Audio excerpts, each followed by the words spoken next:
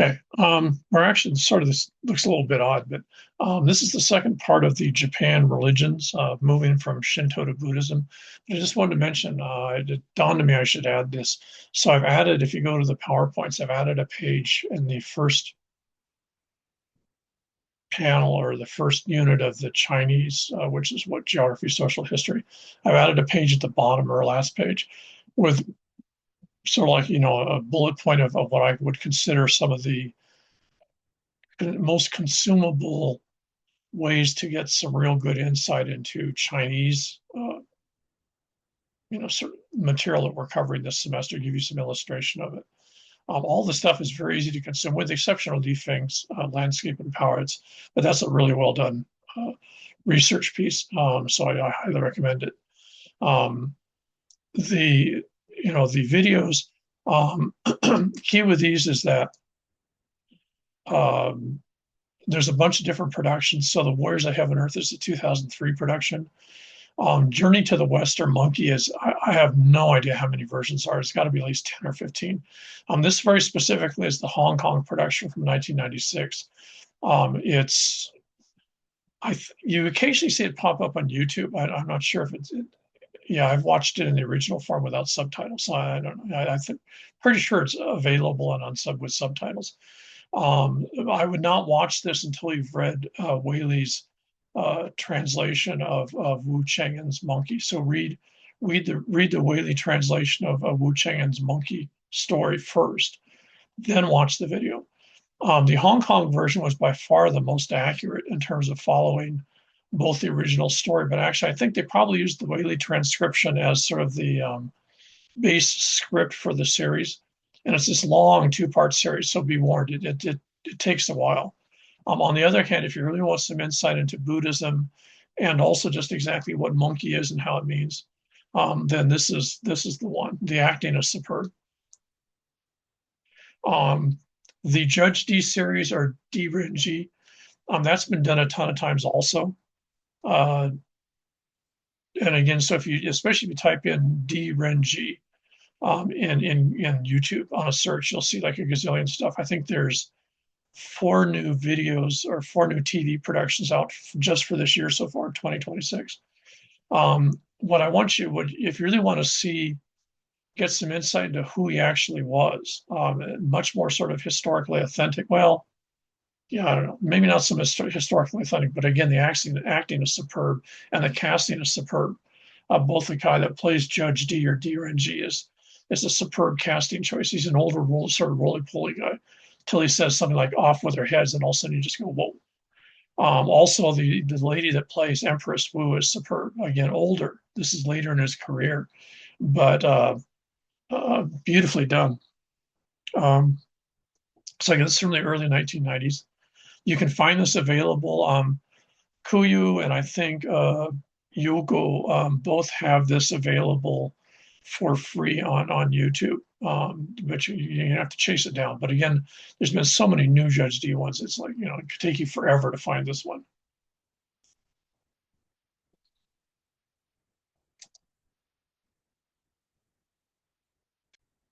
I've done the same thing for the Japanese part of the PowerPoint. So the first of the Japanese PowerPoints, the social history one, I've added a panel, which again has what I consider sort of like a set of very consumable reads. I would recommend Gordon Matthews. Everyone should read that, especially if you're involved in any sort of cross-cultural work and any sort of social work, especially here in Hawaii. But I think since Americans have no clue how they make sense of their world, it's a very insightful work, and it's worth consuming even if you're just not exactly sure where you fit in the world. The Fox and the Jewel Smyers work, excellent. This is, if you're ever interested in Japanese idea of kami and spirits, and also just sort of the Fushimi Inari or the fox worship, you have to read this. Mitsuhashi's Ikigai is again, I would say that's a required reading for everyone who's existing in the world in 2026, along with Matthew's work. The videos, I've only put two down here. Well, three. The most famous, of course, would be Akira Kurosawa's work. Dreams would be the other one I should have put there, actually, come to think of it. Dreams would be number two. If you're actually interested in this whole idea of how families work and social history and, and stuff like that, his Ron, which is sort of based on the Ashikaga Civil War period, is required viewing. And just in terms of the insanity of how you can, sort of screw your family over and stuff like that. The other two are just, they're one because they're just visually stunning, especially Ashura, but also because they give you some huge insights into how Japanese have and still do view the idea of kami. Um, and the first is Ashura. That's the really spectacular and visually stunning, especially when you realize it's pretty much pre-CGI. But to give you, it's again not particularly happy ending, but it's a very Japanese work. And again, it's the 99 production. I think they did one about 10 years ago, which isn't near as good. So again, visually stunning. I would, if you can find it, and I haven't found it on YouTube. So maybe it's available through some other video sourcing site or something. But there's first and second sections, I don't know what you want to call them, part one and part two of Onmyoji. This is actually based on a real person. This guy is a Shinto exorcist at the imperial court back in I'm going to say Minamoto Taira period, maybe the Fujikawa, I'm not really sure. Anyways, early on. So this is very early. And it's really interesting because it gives a real counter to sort of the classic stereotype samurai movies that you see there, cranked out every week nowadays. But it's also fascinating because it's a very accurate account of how the Japanese view spirits, or kami, well, not really kami, but spirits, but also how you manipulate and deal with them, because it's done from the standpoint of, again, this particular Shinto shaman. So again, just sort of notes of FYI things that I highly recommend that you consume. All of them are very consumable, and I think you'll enjoy them. Okay, per usual, to make Japanese stuff more confusing than it already is. This idea of appropriating things for different uses, the classic example would be the imperial family. Gets appropriated, you end up with the shogunate, which is your actually political military government that runs the Japanese state for what, 600-700 years.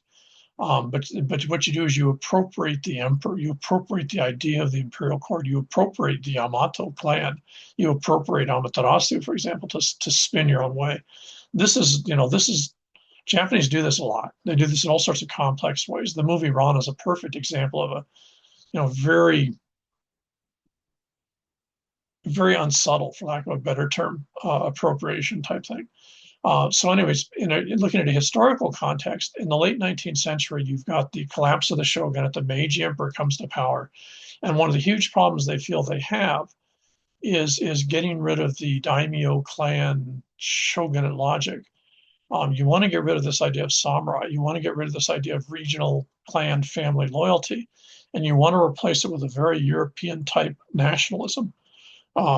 So, you do this in several ways. And so one of the ways that they do this, again, this is the senior statesman, the Genryo I'm not sure if they're under the Meiji, but at some point, they end up, per usual in Japan, they end up in the driver's seat real quick. And so what they do is they have to come up with something that's going to unify all Japanese. Now, you have to remember that most Japanese until, 1876, I can't remember the exact year, don't even have a last name. Anyone who's a peasant or serf didn't have a last name. I mentioned that at the beginning of the Japanese stuff. So, their only identity is to the place they're from, and maybe the daimyo, the clan, or the samurai that manages or oversees them. So you want to get rid of all that. You're giving them last names. You're developing the concept of the Japanese state versus the regional, or localized state of the regional lord. And so what happens is they decide the easiest way to do that, and it was pretty clever. I think it's probably based in part on looking at the European concepts of monarchy. Especially, you have to remember they were very close to Germany. Imperial Germany was having sort of the same problems because in 1871, When they finished, they beat the French in the Franco-Prussian War. Germany's actually, I think, 6 different countries. There's Bavaria, and I don't remember the rest of them. But what happens is Prussia, who's sort of the leader of the whole thing, um, Kaiser Wilhelm, who's the head of the Prussian state, makes himself the Emperor of Germany. And I'm pretty sure, since this had just happened a few years earlier, I'm pretty sure this becomes the model that the Genryo used to do the same thing with the Meiji. Now, in their case, he's already the Emperor of Japan, but he's an abstracted emperor. He's not actually a functioning, managing emperor. And they need to unify Japan in the same way that Imperial Germany needed to unify from these, fragmented states. And so they jump on the same bandwagon. So what they do is, rather than being at a sort of based on Aryan race, logic, which was the basis of the German argument. You're all one ethnic group. In the Japanese situation, well, they already had that. That wouldn't work. Japanese were already convinced that they were different. So what you do is you take the concept of Shinto, which of course is a pre-existing religion, exists everywhere in Japan, is totally amorphous, is totally place-based and local-based. And what they do is they come up with a new version of Shinto called State Shinto. And this is actually designed by them. So it's a designed nationalistic cult religion. I'm not sure if it's unique in the world, but it's pretty impressive. To a certain extent, maybe this is what Nazi Germany does in the 20s and 30s. They might have borrowed it from the Japanese. I don't know. I don't know enough about European history. But anyways, so these guys do this in the 1870s, 1880s. Now they've got 2 problems. One is that, okay, they're coming up with this new version of Shinto. Now this one's actually going to be codified because it's actually designed by these old guys in the government. And its purpose is to unify the country. So one of the things they have to do is they have to get rid of Shinto. They have to downplay localized Shinto. So if you think about like Takayama shrines and stuff like that, they're not going to get rid of them per se, but they're going to devalue them, because what you want to have now is temples and places where you worship the emperor. So the emperor now becomes the personification of Shinto, which of course it never had before. Each place had its own relationship with whatever kami stuff was around. Now the emperor supplants all this. So this becomes emperor worship. And this wasn't something the Japanese were into. This was actually designed and prescribed. In other words, the government set this up and said, okay, you will do this, you will believe this, you will follow this, or else. And ironically, what happens is a lot of Shinto priests that are at these local shrines get arrested and just disappear in prison camps, concentration camps. A friend of ours whose family traditionally had been Shinto priest at a particular shrine outside of Osaka somewhere. Their grandpa actually was one of the ones that disappeared in 1910 or something like that, I think she said. And because he was a local Shinto priest, he apparently was one of the ones that was naive enough to actually verbalize, this isn't the same thing. You guys are doing something different. At which point the Kempeitai, the secret police, came by, he's gone. Now, what you also do then is you make this imperial worship and this imperial Shinto. So all of a sudden, kami and all that stuff like now become controlled through the emperor. The emperor can give out chi. The emperor can take chi away, I would guess. Things that happen all are done by the emperor. So the emperor controls all chi in Japan. And to a certain extent, there's sort of an argument the emperor controls all chi outside of Japan also. This becomes a huge sort of, it's a very manipulistic, but it's a very sort of 1984 Orwellian clever way to change the way society operates. One of the key things it does is it shifts the whole idea of the samurai, which of course are now the Japanese military in terms of the officer corps, and it makes them beholden to the emperor. So this becomes imperial worship. And so you end up with sort of neo Bushido, the code, and now it's the code of imperial worship. So these guys are not subtle. I mean, they just basically pound everyone with a brick. The amazing thing to me is everyone buys into it so quickly. Within about 10 years, this becomes the Japanese religion. This defines the Japanese state. And I can't think of any place in the world where you could basically cook up a brand new religion done by a group of senior government advisors and just sort of lay it on a whole population. And it's entirely something new. You just rather, callously give it a label of something that has absolutely nothing in common with. And then you get everyone to buy into it. They actually buy into it pretty much heart and soul within a decade.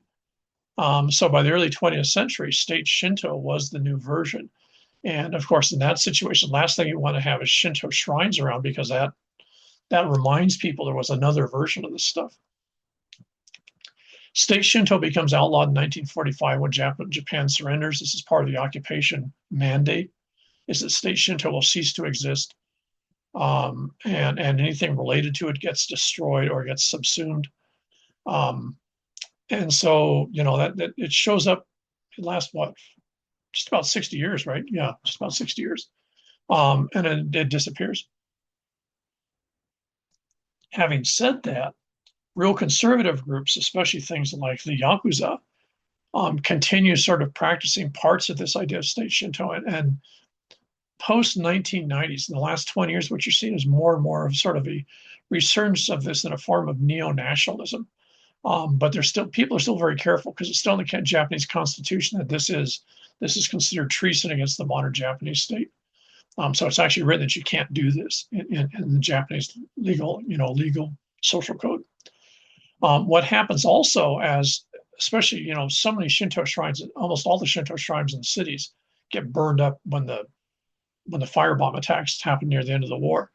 And so what happens is then the rural Shinto shrines have largely been ignored because we weren't allowed to use them. The urban Shinto shrines are gone because they've been destroyed. When Shinto is allowed to come back, or I should say, when Shinto traditional or real Shinto is now no longer illegal, so the Kenpettai are gone, the nationalistic cult thing is gone, so Shinto can show back up again. But now it's been gone for 60 years.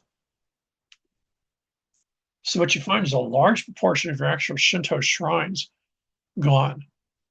Some cities like Kyoto still had large numbers because Kyoto never suffers under firebomb attacks. Shinto shrines that were famous but in the country survive because, again, they hadn't been destroyed. So what you find, though, is a huge proportion of the urban Shinto that existed, prior to, say, 1880 or 1900, never gets replaced directly.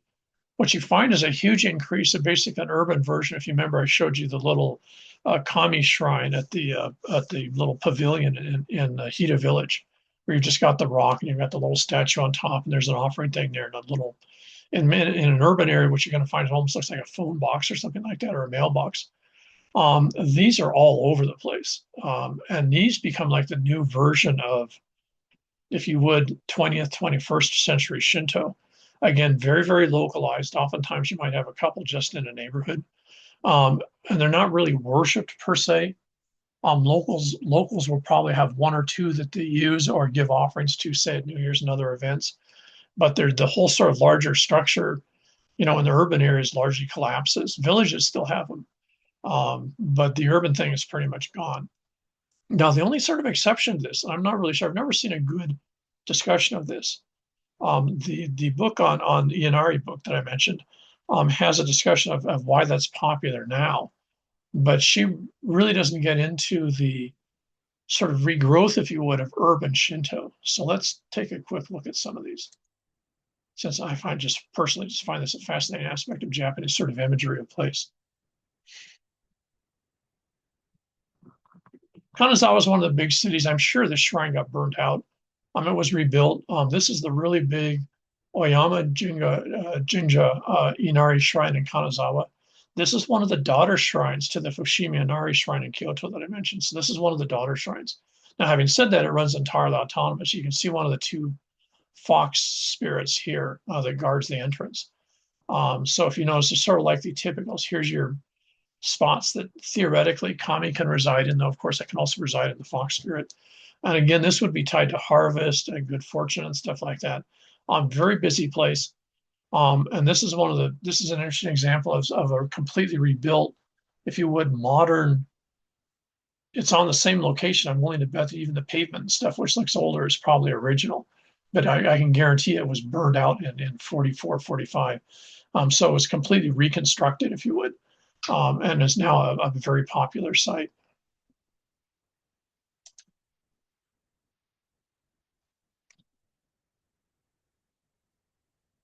Got another one. What did I do with that?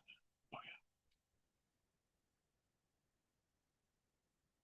yeah. This is another very popular site. Again, this is completely reconstructed. Again, it disappeared in World War II.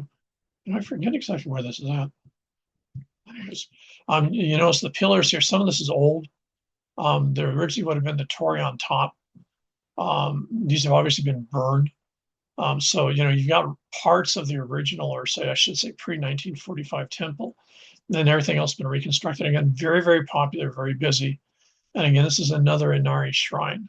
This is tied, this is a combination of an Inari shrine and also the side over here. One side is Buddhist, as I remember. It's very typical in Japan, but it's a mix of Buddhism / Inari. I don't remember doing much other Shinto stuff. And this is not it's not unusual. There's sort of what you might call typical Shinto shrines. There's Inari, or fox spirit or kami shrines, and the two of them will both coexist with a Buddhist shrine. But I don't remember seeing all. Well, Takayama, I take that back. You do occasionally see all three sort of mixed in together. But in this case, it's defined as a Shinto position or Shinto place.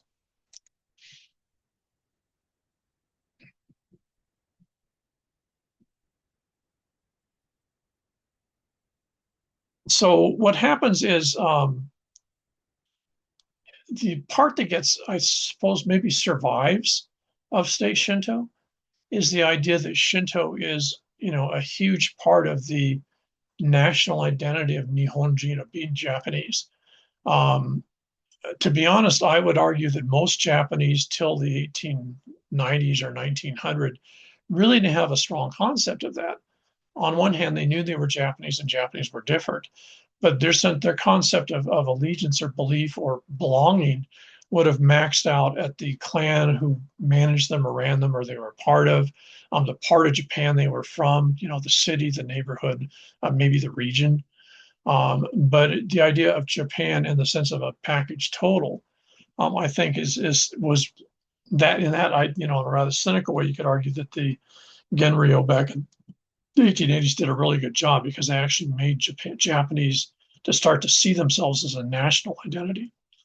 Um, what the counter of that, then, of course, is that Shinto shrines, especially nowadays, Shinto shrines, especially even in villages like Takayama, towns like Takayama and stuff, they've really become sort of what I would call locals only. The folks in the neighborhood, the folks in a particular place go to a Shinto shrine. It's not that they don't like other people being there, but they're not going to do absolutely nothing to explain anything about the shrine. Even the larger ones like the Jinga Shrine in Kanazawa, there's absolutely no plaques or anything that tell you what's going on there. I just happen to have a book that I picked up that's on, all the major Shinto shrines in Japan, and that's why we found it.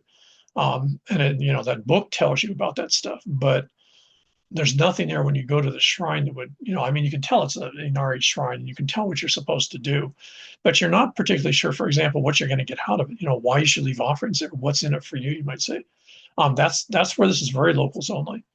What you also see is even more so than maybe before, is that Shinto has become a huge part of sort of Japanese self-identity. And I think that the idea that Shinto becomes so localized that you don't explain it to outsiders. I think this is also the larger context is that Shinto cannot be consumed by non-Japanese. They'll never figure it out. And I suspect deep down, this is one reason why Japanese don't trust, if you want to call it that, or accept Japanese from outside of Japan, Japanese from Hawaii, Japanese from Brazil, because they're very aware that those folks generally don't do Shinto, which is true. We have a few Shinto shrines here in Hawaii, but not very many. And from what I understand, there's even fewer in Brazil because that's a seriously Catholic country, and they have very low tolerance of anything else. So what you have is, I think the Japanese actually have. I wouldn't argue it's a good arguing point, but it's certainly they see their belief in Shinto and their practicing of Shinto as part of what makes them, one, totally Japanese, and two, it's not understandable by outsiders, which of course is the same way the Japanese see the Japanese language. They see the Japanese language, as I mentioned earlier. Someone who's outside of Japan can speak the language, that's not a problem, but they're never going to be able to actually understand what the meaning of the words is in all of its complex connotations. So Shinto becomes one of those other sort of manifestations of Japanese uniqueness. That's Nihonjin logic. Okay, so let's go into Buddhism. Buddhism, again, as I mentioned earlier, there's no central structure. There's tremendous diversity. There are some commonalities. Um, and this is one reason why, on one hand, you take a religion class of Buddhism up there. It's one of the world's largest religions. On the other hand, it must be incredibly confusing to teach it as a religion, as in a religion class, because you don't worship Gautama Buddha. He's just one of the Buddhas. He's one of, well, depending on your form of Buddhism, he's one of either 4 or 5 different Buddhas. Um, on one, there's a belief in the teachings, but there's different sets of teachings. Some groups, like I think it's Nichiren, are just totally tied up into the Lotus Sutra. Other groups are tied up into different sutras or different parts. Sutras are basically the package of teachings. So it's like different groups have different packages of the total. So it's like you have 10 documents and people, different parts of Buddhism pick and choose from that 10. I'm just, making an arbitrary 10 here. Um, all of them agree that you follow that set of teachings as a road to salvation. They all agree that salvation is eventually the idea of emptiness, which is usually translated, I'm pretty sure this is Sanskrit, nirvana. So your goal is to empty yourself of all the emotional content. And when you do that, when you become truly empty, then you actually sort of dissolve. The context that you ceases to exist and you become one with the universe. And that's actually the goal of Buddhism. So there's no idea that heaven or hell is a goal. The goal is to cease to exist, to become departiculated, I guess, for lack of a better term. One of the things I think makes Buddhism totally unique compared to the West Asian religions is unlike the West Asian religion, the Ten Commandments, for example. Here's a set of rules that everyone has to follow. In the Buddhist concept, all the different forms of Buddhism basically are defined by the idea that every individual has their own path to achieve nirvana or salvation. So, among other things, this is one reason why there's no centrality. If you don't have a common path, then there's no point in having a priest or someone teach you how to get there because your way isn't going to be their way anyways. So it's like, they can tell you what they did, and in Buddhism, this is what being a monk is, or being a nun, is you provide a role model for others, but you can never teach others. You can teach others in what you understand. And from that, you can bring enlightenment for them to follow their own path. So it's unique as far as I know in major world religions in the fact that it's entirely individualistic. And so the idea of karma, and the idea that you go through multiple lives, is that each of these lives, as you're moving down that road, in some ways you're taking a wrong path or a right path, but the idea that you're moving down this road to salvation or emptiness. And the paths are almost invariably not defined because they're achieved through intuition and insight that only you can do. So this goes back to this Japanese concept of ikigai, the idea that you have to develop your sense of self because guess what? You're the only one that can be a judge of your moral behavior. And you're the only one that can intuit how you're going to eventually get to emptiness, which is your goal. And so not surprisingly, a huge part of this then is the idea of intuition becomes the main training tool that's used in Buddhism. What you try to give people insight into using their intuition. And this is, of course, is right where it fits in with Shinto or in China with Taoism, because, of course, Shinto is based entirely, again, on intuition of place, intuition of where kami are, intuition of where chi is available. All this is based on intuitive concepts. It's not based on visible physical things. Good acts, things that you do that are part of the list of, good things for people to do that Buddhism has. And it has a list of, sort of moral precepts, things that you do that are good. And again, these are going to vary from person to person and situation to situation, will gain you points. And this is how you acquire karma. The more karma you get, the further you move down the road of salvation. So in some ways, this is, if you've been into playing, video games, this would be like the points that you acquire when you're leveling up. That's actually not a bad way to supposed to think of Buddhism, sort of weird. This idea of reincarnation of the wheel existence is what happens while you're trying to gain salvation. But again, in Buddhism, you're trying to get off the wheel. You want to escape and disillusion into nothingness. So let's take some more images here.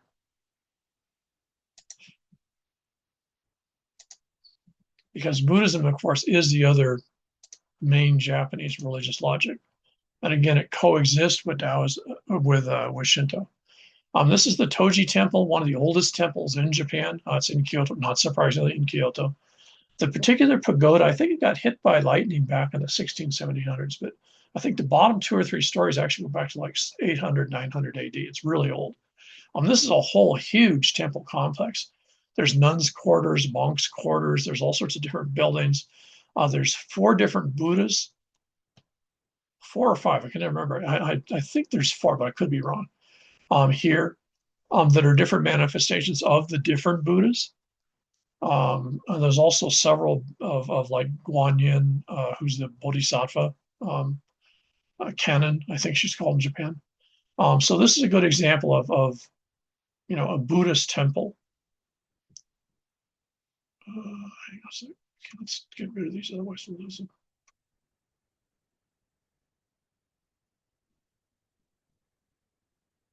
This might be the most famous in Japan.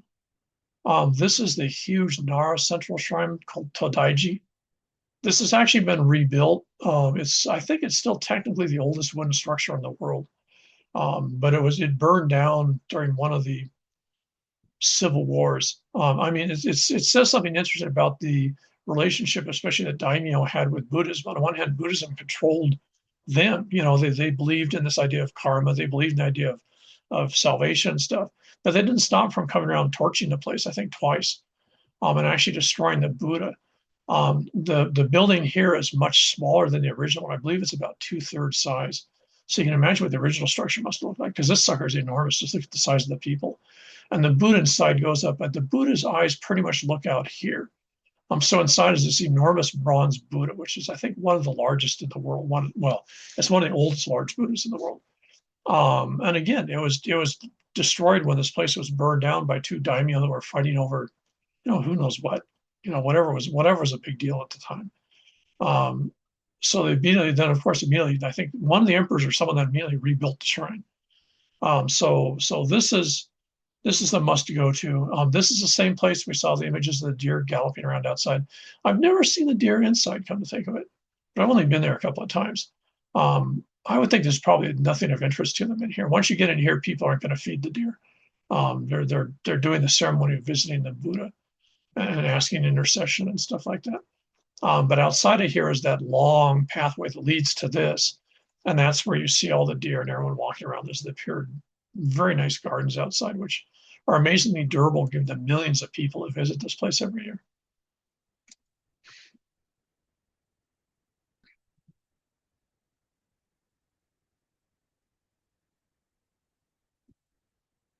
If you ever go to Japan, if you ever go to Kyoto, I strongly recommend that you visit this shrine. This is Nanzenji. This, again, is one of the really old shrines. This particular gatehouse, this is the formal front gateway to the large temple structures in the back. This dates to, I believe, 1000 or 1100. Now, again, you have to remember when you're looking at these things, on one hand, part of this actually is over 1,000 years old, but the vast majority of this is rebuilt I think their schedule is every 40 years. So every 40 years, they take part of this and they literally copy it. They reconstruct every timber. We were watching the guys do a back building here, and they were actually looking at pieces of wood and copying the notch marks that the carpenters had done, probably 80 years ago when they chiseled it. So when the new one was done, it was, for the lack of a better term, I'd call it a counterfeit. It was an exact copy of the original, and the idea is that it is the original. Again, in Asia, there's not the idea that age gives something sanctity. It's what it represents to give it sanctity. This has 2 of the huge guardian kami or spirits in the front, absolutely terrifying figures. And so this is this is like a version of a torii. You sort of, outside you can sort of do some stuff. When you come through here, then you're moving into the sacred grounds. Now, notice you can go around them just like you can go around a torii or gate.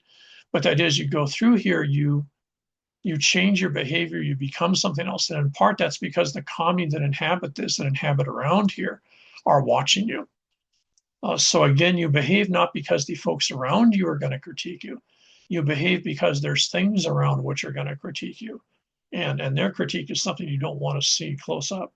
Again, the size of this thing is absolutely stunning. And I should point out, with all wooden structures in Japan, there's no nails used. These are all fitted like a Lego set. They're all fitted wood pieces. Amazing, works of architecture.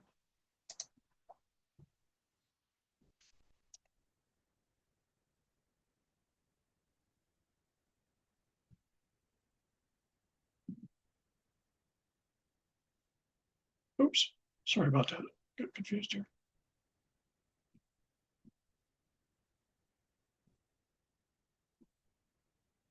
This is the famous shrine. I think I mentioned this when I was talking about the tree, the Shinto tree in the middle of Takayama. It's tied or affiliated with a shrine. There's actually a Fushimi Inari shrine too, if you're looking at this image. To the right is a Inari shrine. And next to it, sort of down, there's two Shinto shrines. So sort of this bank of this temple complex is Inari slash Shinto, and I'm not sure I would call them the same thing. This bank here, the big, 80 percentile of the big structures, is a Buddhist temple. This is not only well known in the Takayama region, and again, it's actually somehow, I've never quite figured out how, it's tied to that tree we saw in the middle of town. But it's also seen as a major sort of controlling Buddhist temple for the area around Takayama, which is all largely farming villages. And this shrine is the centerpiece of all this. So again, here, if you think of what we just saw with Nanzenji, here you've got the central torii. And I should point out, despite the imagery of orange, most torii are actually a natural wood. Again, this is a very Japanese thing. Chinese always lacquer or paint stuff. Japanese are absolutely fascinated by the idea of natural texture. And they're not into the idea of texture the way the Chinese are. We could go into a whole long discussion about Chinese use of color and texture. But Japanese really aren't into it the same way. So these are all just giant Japanese cedars. But again, totally fitted. And this is, again, you go through this. Outside of here, you're part of the world. You step over this threshold. Again, something you see all throughout Asia. You always step over a threshold to go inside something. When you do, that's a way to purify yourself. You're stepping off the ground of the outside unclean and putting your foot down and then more clean inside. So again, the idea of the torii or shrine is the idea of a gateway to something more spiritual. And the Takayama one's just a really good example. It's very tasteful. Again, this is a village that didn't get burnt down, so this is much older. Probably, parts of this are probably in the range of 300 to 400 years old. The artwork here and the gate is very old.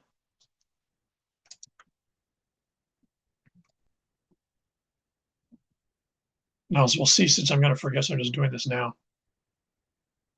This is part of Nanzenji. So again, that big fancy structure, that big, huge Buddhist complex in Kyoto, I was going to say northeast side of town. No, it's near the big reservoir. This is one of the, I think they have 5 or 6, I forget how many, Zen gardens. So Nanzenji isn't a Zen site. I think it's Jodo. It's not Nichiren. So it's one of the big Buddhist, belief packages. But within that, they have Zen modules. I don't know, for lack of a better term. There's some buildings in some spots that are part of Zen, which in Japan or in China would be called Chan. This is the very esoteric form of Buddhism we'll get into probably next time, since I'm running out of time already. But it's probably most famous for its gardens.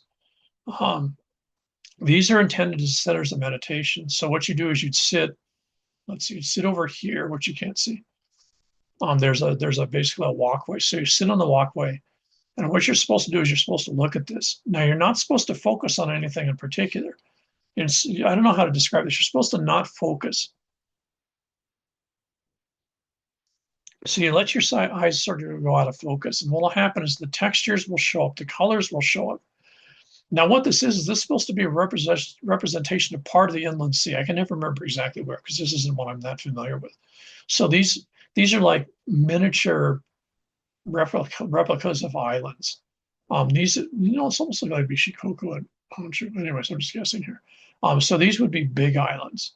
This is the water. And so, you can sort of see the symbolism here, land and water. This thing is raked every day. So what you have is some of the novices, the disciples, will come in here and rake this. So this raking pattern is very intentional, and it's typical of all Zen gardens. There's a whole symbology in terms of ripples, the way the ripples go in circles and such like that. But the key thing here is as you sit here and look at this, what you do is you empty yourself. You lose your focus in the here and now. You lose your emotional context of what's got you upset for the day. And in that process, you make yourself what in Zen or Chan, especially in the Chinese version, Chan would be called an empty vessel. When you become an empty vessel, you gain two things. One is you gain chi. So this garden is a chi generator, if you want to think of it that way. Secondly, is what you're going to do is because you're empty, you're training yourself to become empty. You're training yourself to get closer to nirvana, which of course is your ultimate goal. So Zen, which probably is most typified by the Chan or the tea ceremony, the cha ceremony, is actually its function is to get rid of distractions, because if you remember, one of the key goals of all of the forms of Buddhism is to get rid of all the different types of emotion. Now, remember, this is both good and bad. So it's getting rid of happiness, it's getting rid of fear and sadness. The idea that the more centered you become, the less emotions will sort of batter you in the same way this rock is surrounded by the water, but it's above the water. That's what you're trying to do. I would suspect that given the way this design is designed and where you sit, this rock is probably intended to be the focal point. Would be my guess, but I could be wrong. You can never tell. These Zen gardens are designed by folks who are esoteric masters. I can guarantee this garden, the building's been rebuilt, obviously, but I can guarantee this garden is probably totally intact for maybe 300-400 years. The ones at Rionji, which are in another part of Kyoto, which are even probably the most famous, these pictures of them all the time. They're the stereotypic Zen gardens. Two of those go back to, 700, 800 years ago, when Zen Buddhism first comes into Japan. So this is the Zen form of Buddhism. It's not part of the package that other Buddhists follow. Having said that, other Buddhists, whether it be Nietzsche or Jodo, whatever the other packages of Buddhism they follow, they can appreciate this. They might not see that's going to have the same goal, but even for them, meditation always serves a purpose of cleansing your mind.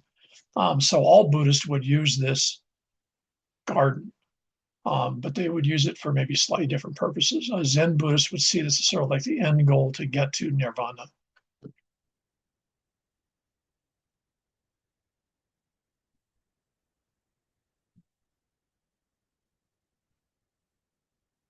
So anyway, so that's some imagery to sort of get us partially through this. Just to finish off, in the Buddhist logic, and this is where it becomes different than the monotheistic religions like Christianity, Judaism, Islam, etc., is Buddhism believes that other belief systems are equally valid.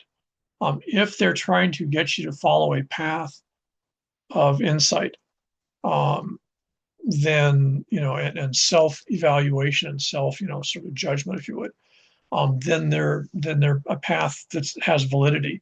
So Buddhism doesn't see itself as having the only word. It sees itself as the most efficient, most effective way to get there. But given the fact they believe in multiple existences, they certainly would have no problem with the idea that you could be Christian or Jewish or Muslim in this life, with the idea that the karma that you acquire in being a good member of that religion, especially following the precepts that fit the Buddhist thing, will actually be part of the karma that you take in with the next cycle of existence.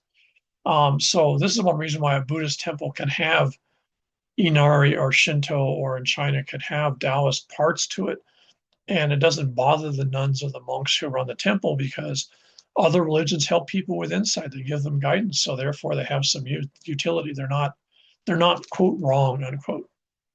So there's no idea of the one word, which is so much a part of the Western religions.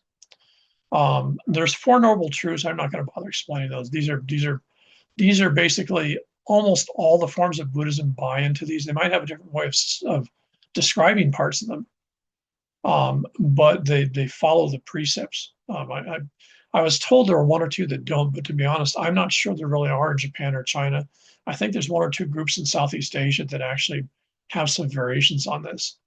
But if you look at these and you realize that that's actually the focus of what you're supposed to acquire in Buddhism, you can see where a lot of this is not is not the antithesis of some aspects of Christian, Jewish, or Islamic belief. It's a different paths, leading to eventually, sort of a different goal. But certainly, if you notice, what's missing here is the idea of a sort of a permanent heaven or hell. There's not the idea of one cycle of existence and then, bang, you get scored basically. As I mentioned, sort of in passing, in Buddhism, there's a very strong sense, or in Japan, more so than China. Chinese tend to be Buddhist for their lives, pretty much. Japanese tend to be Buddhist only during the process of birth and on the process of death. And that's sort of the deal that Buddhism has made with Shinto. Shinto deals with your stuff on a day-to-day basis. Buddhism deals with a lot of your stuff on a more permanent basis. Having said that, I can think of at least one large Buddhist temple in Tokyo that we've gone to that specializes in healing from things like cancer. And it's, hugely popular, not surprising in the 21st century. I'm not sure how that happens, but it has to do with canon, or what the Chinese would call Guanyin, who's this probably the big bodhisattva. And so she stays involved in people, unlike the Buddhists, which are abstracted. And so it's largely her temples that or her shrines that basically deal with things that people are worried about that Buddhism gets involved in. Okay, so let's stop there.